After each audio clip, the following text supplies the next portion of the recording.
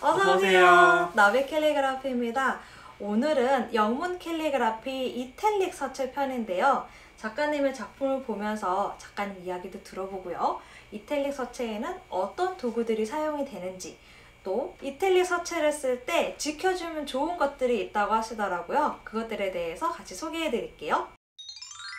작가님, 두 작품 먼저 소개를 좀 해주시겠어요? 네, 먼저 이 작품을 보시면은 이제 배경을 이제 수채화로 배경을 좀 줬어요. 그래서 좀 부드럽고 따뜻한 이미지를 주려고 좀 노력을 했고, 글씨는 크게 큰 글씨로 쓴 것은 이제 붓으로 썼고, 작은 글씨는 1mm짜리 브로드 닙으로 작업을 했습니다.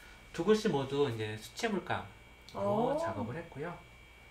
확실히 앞에 그 고딕체에서 보여줬던 그 가시 물감의 발색보다는 더 약간 투명도도 있고 좀 네. 은은하게 색이 나오는 것 같아요. 네, 색깔이 좀 더 예쁘다고 해야 되나? 아무튼 뒤에 있는 색하고 잘 어울리면서 튀지 않고 약간 좀 전체적으로 부드러운 느낌을 살릴 수가 있는 것 같아요. 이게 또 이렇게 색감이 되게 많이 들어가고 글씨를 좀 작게 써는데도 되게 약간 멋스러운 느낌이 있는 것 같아요. 네, 그렇죠. 이런 것도 이제 작품을 이제 만들다 보면은 구도 같은 거를 생각을 하게 되는데요. 어느 쪽에 이제 글씨를 집중시킨다던가, 어느 쪽은 조금 더 밀한 곳과 소한 곳을 이제 좀 잘 배치를 해서 전체적인 균형을 맞추려고 노력을 하고 있습니다. 이쪽은 이제 배경을 이쪽에다 많이 좀 집중을 시켰다면은 이쪽은 이제 글씨를 좀 집중을 시켜서 양쪽의 밸런스를 좀 주려고 노력을 했습니다. 이게 글씨랑 그림이랑 글씨 색이 되게 비슷하게 들어가니까 특히 이것도 글씨라고 하셨잖아요. 네네. 이게 되게 약간 그냥 하나의 그림으로 또 연결되는 게 있는 것 같아요. 네, 그렇죠. 전체적으로 이제 통일성을 주기 위해서 배경 색깔하고 글씨 색깔도 좀 조화롭게 비슷한 톤으로 효과를 줬습니다. 반면에 이 작품 같은 경우에는 이제 그림이나 이런 건 색감이나 이런 것도 많이 배제되고 대신 글씨로 되게 임팩트 있게 들어간 것 같아요. 보통 이런 명언 같은 것들은 그 말한 저자가 있거든요. 화자가 있는데 그런 글씨 본문하고 말한 화자하고 크게 구성을 두 가지로 배치를 해서 서체도 약간 다른 서체 그리고 그렇군요. 색깔도 약간 변화를 줘서 네. 글씨 쓰는 경우가 많이 있는데요. 위에 있는 본문은 이탈릭. 근데 보통 이탈릭을 쓸 때 요 글씨의 두께, 그 스케일이라고 하는데 그 두께를 이거보다는 조금 더 굵게 쓰는 게 일반적이에요. 근데 요 작품에서는 좀 더 가늘게 글씨를 써가지고 뭔가 좀 더 가벼운 느낌, 날렵한 느낌을 주려고 했고, 화자 같은 경우는 로만 캐피탈로 썼고 작은 글씨이기 때문에 좀 빨간색으로 눈에 잘 띄는 색감으로 배치를 해서 글씨를 썼습니다. 요거는 어떤 도구들이 사용됐어요? 이 본문 같은 경우는 1.5mm 브로드 닙을 이용해서 글 작업을 했고요. 잉크는 비스터 잉크 중에서 이제 블루 계열로 이제 작업을 했습니다. 그리고 이제 있는 저자 같은 경우는 원래는 로만 캐피탈은 브로드 닙으로 작업을 하는데 글씨가 좀 작아서 이 경우에는 포인티드 닙으로 작업을 했습니다. 그 이탈릭 서체를 쓸 때 약간 이런 장식적인 이제 쉐리프들이 들어가잖아요. 네, 이런 것들을 조금 더 변형을 주기도 하나요? 아니면 고전 그대로를 또 따라가서 써야 되나요? 이런 장식 같은 부분은 옛날 실제로 이탈릭이 쓰여졌던 시대하고 지금하고 비교를 하면은 좀 많은 변화가 있었는데요. 옛날에는 좀 더 뭐랄까 또 그래픽적이고 좀 더 많은 곡선이 들어간 경우도 있고, 또 지금에 쓰는 작가분들이 또 새로운 작가분들이 이제 등장을 하시면서 자기 나름대로의 어떤 세리프들을 만드는 경우가 있어요. 예, 그래서 지금은 그때보다 좀 더 많이 다양한 그런 장식들을 글씨에다 적용을 하게 됩니다.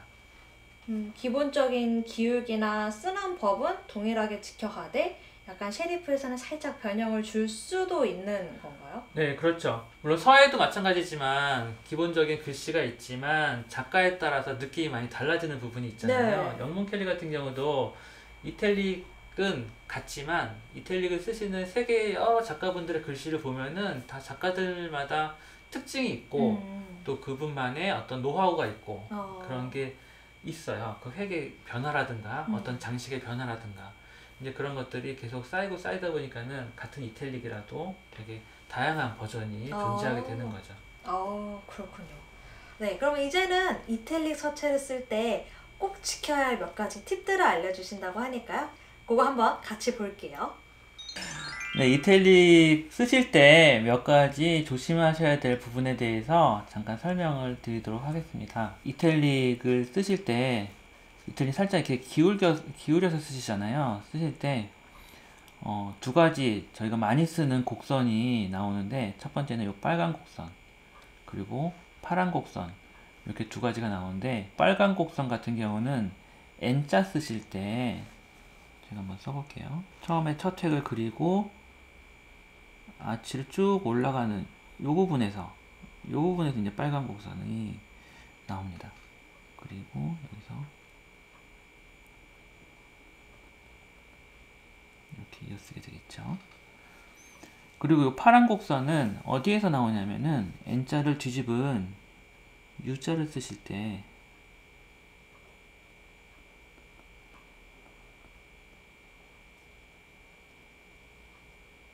이 부분에서 파란 곡선이 나오는데요.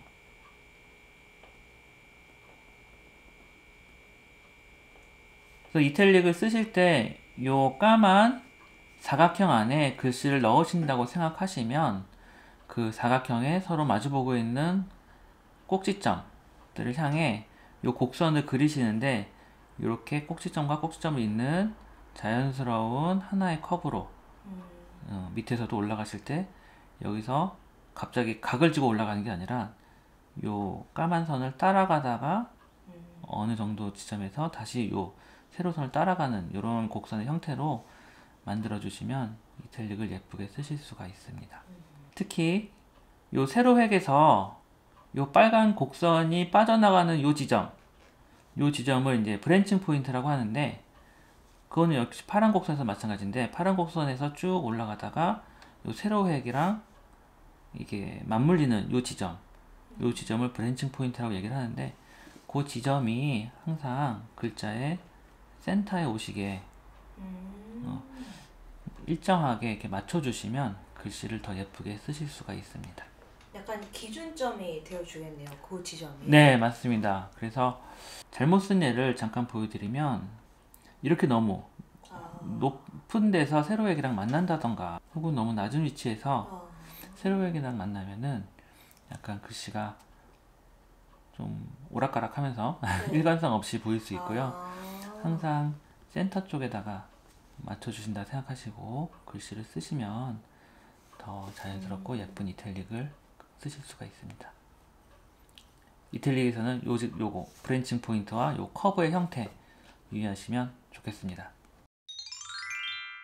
이렇게 이탈릭 서체에 대해서 한번 얘기를 나눠봤는데요. 그 이탈릭 서체를 쓸 때는 글씨가 이 기울기가 있잖아요. 네, 있습니다. 근데 그 기울기가 다 똑같은 기울기인가요? 아니면 약간 좀 바꿀 수도 있는 건가요? 저는 그 기울기를 5도로 제가 알려드리고 있습니다. 알려드리고 있는데 사실은 그 기울기 변화에 따라서 글씨 느낌이 많이 다르기 때문에 작가의 의도에 따라서 10도로 하기도 하고 또 15도로 하기도 하고 그렇게 하시는 분들이 계시고 그 기울기 사실은 5도, 10도, 15도가 굉장히 미묘한 차이예요. 그래서 굉장히 연습을 많이 그것을 우연히 만들기는 쉬운데 의도해서 그런 기울기를 일관되게 쓰려면은 굉장히 많은 연습이 필요하고 이게 왜냐면 기울기가 처음부터 끝까지 똑같아야지 이게 약간 멋이 나는 거잖아요. 네, 그렇죠. 그게 또 기울기가 중간에 또 틀어지면은 바로 눈에 띄어요. 그럴 것 같아요. 그러면 뭐랄까 좀 아직은 좀 글씨 쓰신 지 얼마 안 됐구나 그렇게 느낄 수도 있고 너무 아프다. 보시는 분들께서 저희보다도 보시는 분들께서 글씨가 좀 왔다 갔다 하는 것 같으네 약간 그런 느낌을 받으실 수 있기 때문에 하지만 또 글씨 또 다른 거는 다 틀리더라도 디테일은 좀 안 맞더라도 기울기가 쫙 일관되게 맞으면은 그것만으로도 굉장히 글씨를 잘 쓴다라는 느낌을 받을 수가 있거든요. 한글도 그래요. 한글도 네. 기울기 있는 서체를 많이 쓰는데 네. 그 기울기가 통일성이 최소한 그 기울기만큼은 통일성이 있어야 네. 좀 멋있거든요. 네, 맞습니다. 그래서 영문도 마찬가지로 기울기 맞추는 거 굉장히 중요한 하나의 포인트로 이제 생각하시면 될 것 같고요. 네. 또 이태리 같은 경우는 약간 미묘하지만 그 5도의 기울기 그걸 쫙 일관되게 맞추시면은 굉장히 좀 더 뭐랄까 우아한 약간 그런 느낌도 주실 수가 있어요. 그럼 그 기울기를 이렇게 다 그려놓고 좀 이렇게 할 수도 있을까요? 네, 처음에는 이제 기울기 가이드를 또 연필로 그려놓고서 연습을 하시고 네. 하신 다음에 또 지우고 네, 이렇게 연습하시면 좋습니다. 그렇군요. 그러면 다음 시간에 또 만나요.